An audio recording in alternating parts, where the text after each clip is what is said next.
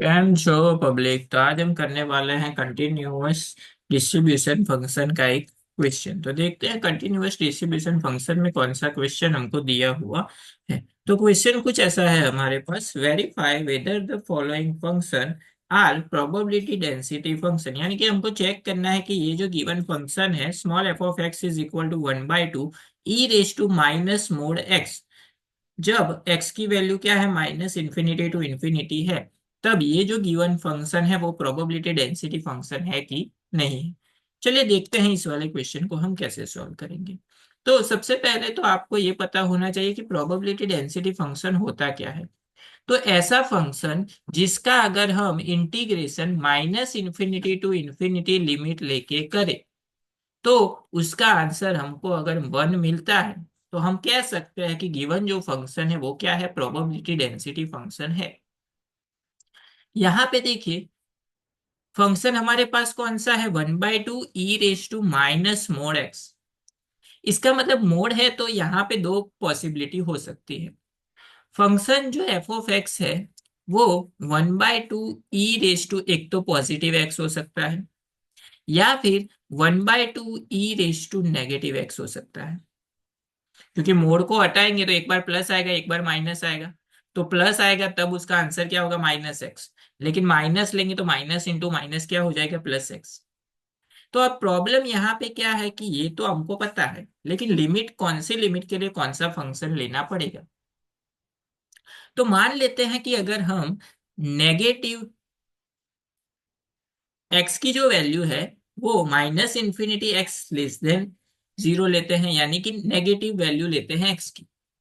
तो अगर हम माइनस की साइन बाहर है, एक्स की वैल्यू नेगेटिव लेंगे तो नेगेटिव नेगेटिव क्या हो जाएगा, पॉजिटिव एक्स हो जाएगा। तो इसका मतलब ये हुआ कि जब एक्स की वैल्यू नेगेटिव है तब उसका फंक्शन जो है वो ई रेज टू पावर में क्या आएगा, पॉजिटिव आएगा।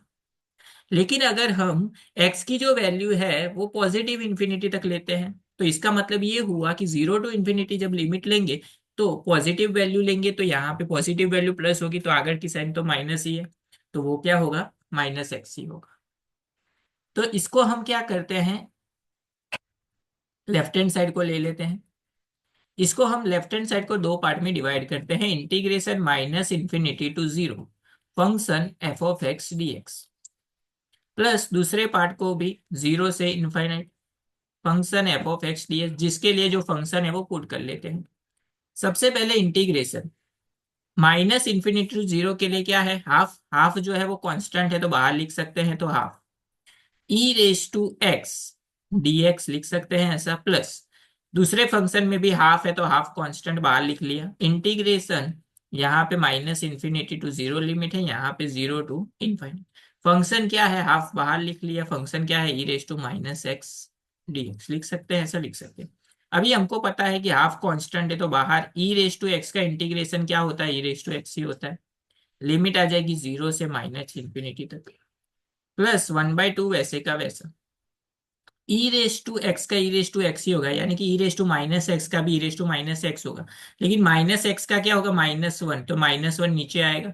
लिमिट आ जाएगी जीरो से इनफाइनाइट तक। Upper limit minus lower limit apply करते हैं तो क्या होगा, 1/2 वैसे का वैसा।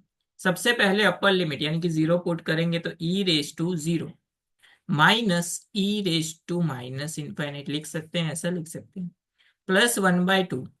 ये माइनस की साइन यहाँ पे आ जाएगी तो माइनस ई रेस टू, सबसे पहले अपर लिमिट तो e raise to minus infinity, minus minus क्या हो जाएगा, plus e raise to lower limit zero. तो 1/2 वैसे का वैसा। ई रेस टू जीरो उसकी वैल्यू क्या होती है, 1। ई रेस टू इनफाइनाइट वो होता है जीरो, तो minus zero, plus 1/2। E raise to infinite वो होता है जीरो, तो zero, plus e raise to zero होता है 1। तो ये 1 यहाँ पे मल्टीप्लाई होगा तो 1/2 प्लस 1/2, यानी कि इसका आंसर क्या मिल गया, 1। तो यहाँ पे देखिए अगर हमने लिमिट ली माइनस इंफिनिटी टू इंफिनिटी, तब उसका जो फंक्शन है ये वाला, उसका आंसर हमको क्या मिला, 1। तो हम कह सकते हैं कि गिवन जो फंक्शन है वो क्या है, प्रोबेबिलिटी डेंसिटी फंक्शन